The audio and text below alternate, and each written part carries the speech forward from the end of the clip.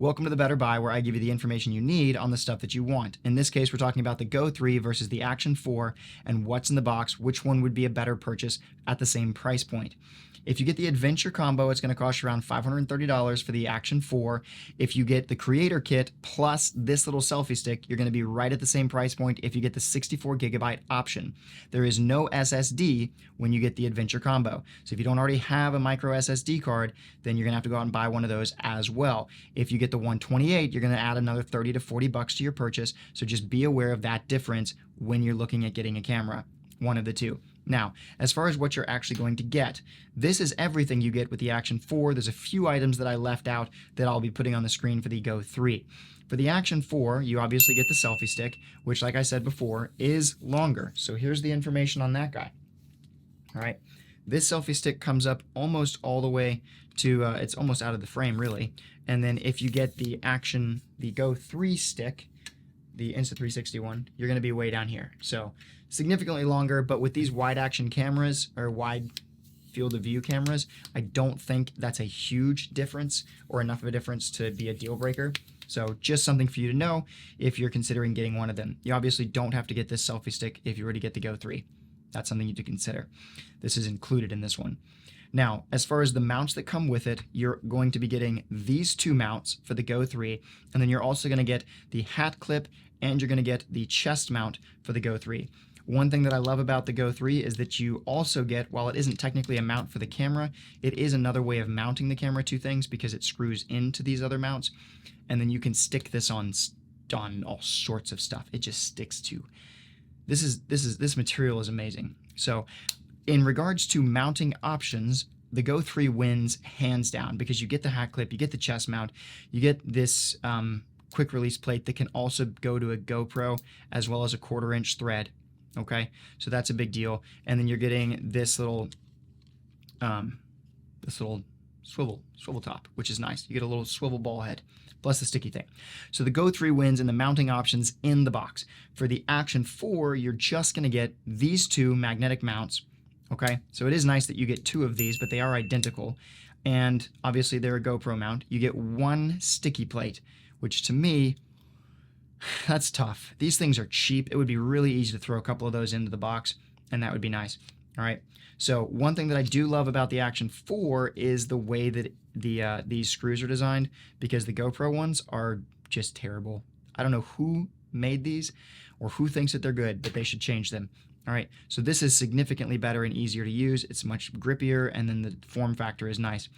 As far as anything else in the box, we're going to get power cables for both of them. This one does come with the batteries, which is super nice.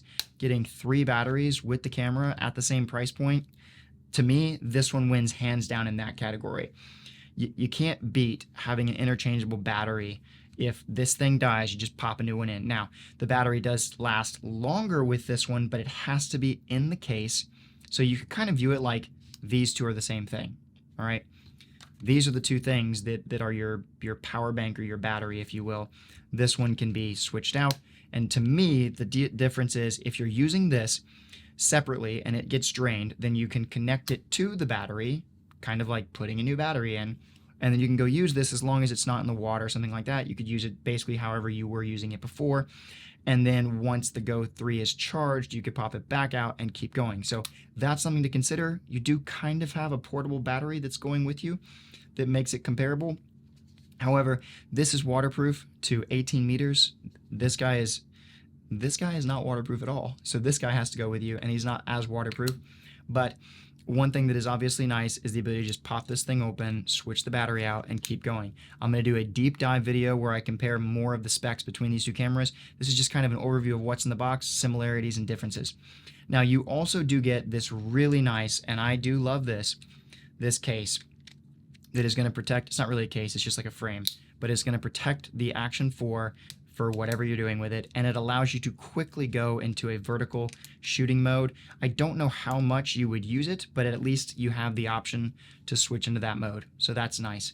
One thing that needs to be said is that the Action 4's mounting system is significantly tighter. It's more flush. If I go like this, you hear that? Yeah, there's no sound. Now, The Go 3, on the other hand, which is something that Insta360 needs to fix and improve with the product, does this. So their action mount is a little bit better, and I'll show you that right now. And again, I do love that you can go with a GoPro mount or the quarter thread on this one.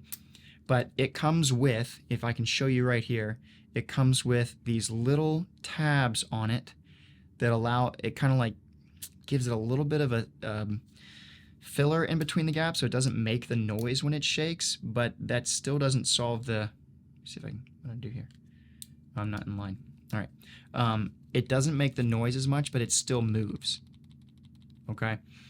I do prefer the buttons on the Go 3's release plate. Okay. I just really like the way that they have the little buttons on the side. It's kind of easier to get to.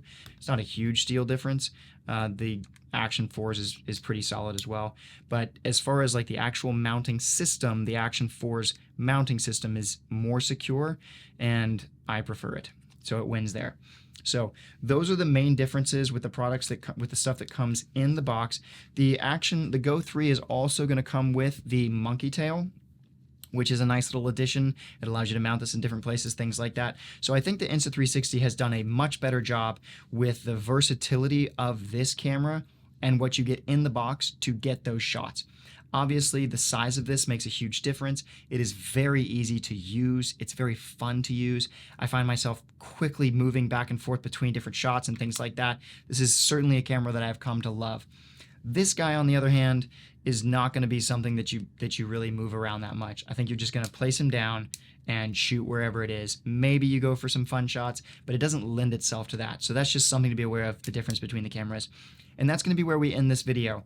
I promise I have a much longer video coming where I'm going to do a deep dive into the specs, the actual video quality, and things like that. But I wanted to get in here and just introduce the camera and the basic differences that come in the box.